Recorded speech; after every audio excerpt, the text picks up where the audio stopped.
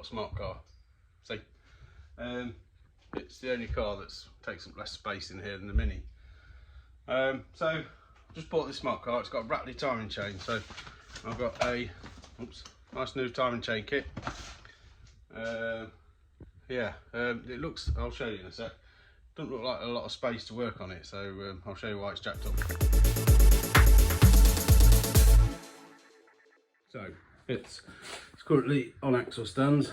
I need to free off the rear brakes as well. Funny little things, these cars. The engine is just here and it's tiny, but there's not a lot of room to get down there. So what I'm going to have a look at doing is unbolting that whole assembly and just lowering it down out of the car underneath, and then hopefully I'll have a bit of space to work on it at the side there. I've got my axle stands at nearly full height, so I haven't got a lot of room to go up any further, so I'm going to drop the wheels off either side as well. I've got things quite well stripped down since the last little bit of video. I'll show you where I'm at. So as you can see, I've got the engine lowered, the whole subframe's lowered, it's just on that jack, it's not going anywhere. I've got the rocker cover off, which I had to unbolt the inlet manifold for there. So the rocker cover's off, the timing chain's off, the cam pulley.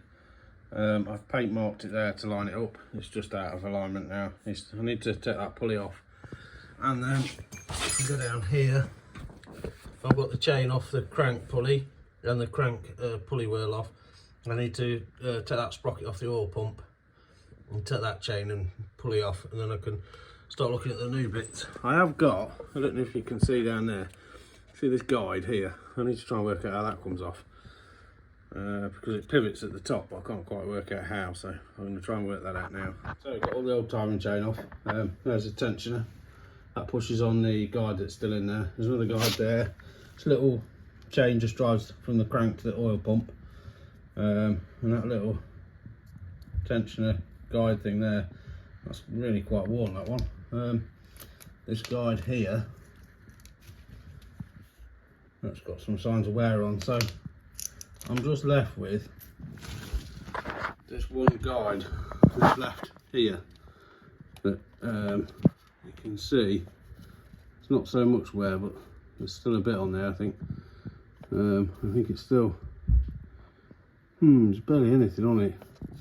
Right, so it's got a bolt that goes through the top there, and that goes in from this side. So I'm debating whether I want to go to the trouble of taking all the exhaust manifold off and stuff just to change that bolt. Not sure, so I'll have a think. Getting that with the guide out turned out to be a little bit of a battle, but I did it, and I'll show you how I did it. I was battling with, so it wasn't bolted from the other side. I did a little Google search, as you can see up there. I found it's held in by this pin. It's threaded in this end, and the pin slides in from that side. So in order to get it out, I made myself a little tool, a little piece of steel tube and a little piece of threaded bar and a nut, and extracted it. It's a bit of a fiddle, but next job will be getting it back in, won't it? But I don't think that'll be quite so difficult. So I've just got to get all the new sprockets and bits and pieces sorted and get it timed up and put back together again. So if you can see just there, there's another one of those pins that's got to come out from sort of here. So I'm going to have to use my little tool thing again, screw into the end of it, see if I can slide it out, and that's for the other guide. I was having a bit of a battle getting the pin out, so I welded it to this slide hammer. I got it out, no problem, so I'll just have to chop that back off and dress it before I put it back in. So we're progressing nicely. Got the new timing chain on, as you can see. So down there. There we go, new chain on. Now with the old chain, you could grab it here, and there's a load of play. There isn't with this one, so I'm just going to stick a spanner on the bottom just there. Turn the engine over a couple of times, make sure it's timed up right, and then build it back up. Had a few days break, engine's back in. Oops, nearly fell over. All the timing chain covers back on. I'll lifted the subframe back up. I've got a few bits like earths and bits and pieces to put back together. I've just changed the oil filter, all the oil's out in the pan. When I had the cover off the end, it was easy to just sort of suck the oil out of the sump. So I've got to get inside, put a load of that stuff back together, wheels back on it, put some oil in it and see how it runs. Right then, I'm in a position where I think everything is reconnected and the engine should start. So let's see what happens, eh? We're in neutral.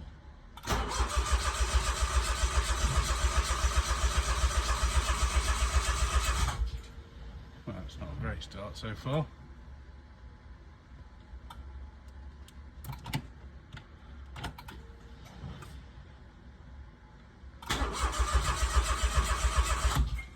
I think I may have connected the fuel lines back front. I'll check that. Let's key off. Key is off. Key on.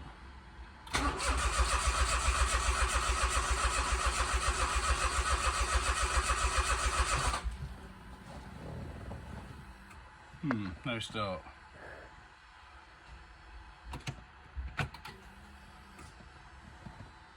Try again.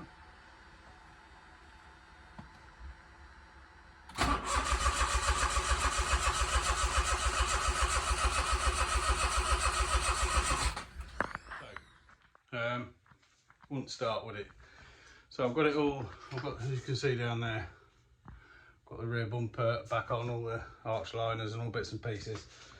It's all pretty well reassembled. I've got my laptop plugged in. I'm going to try and find out why it wasn't starting. I did give it a little squirt of something up the intake and it coughed, so there's obviously a fuel supply issue. The fuel gauge says it's full, but I guess if it's not, if that's not telling the truth and the fuel's actually quite low, we're going to get, might struggle to suck up some fuel. So I'll have a carry on having a poke around and that'll be on the next video. So come back next time, probably in the next week or so. I'll get the next video out, get it up and running, and I'll tell you what happened.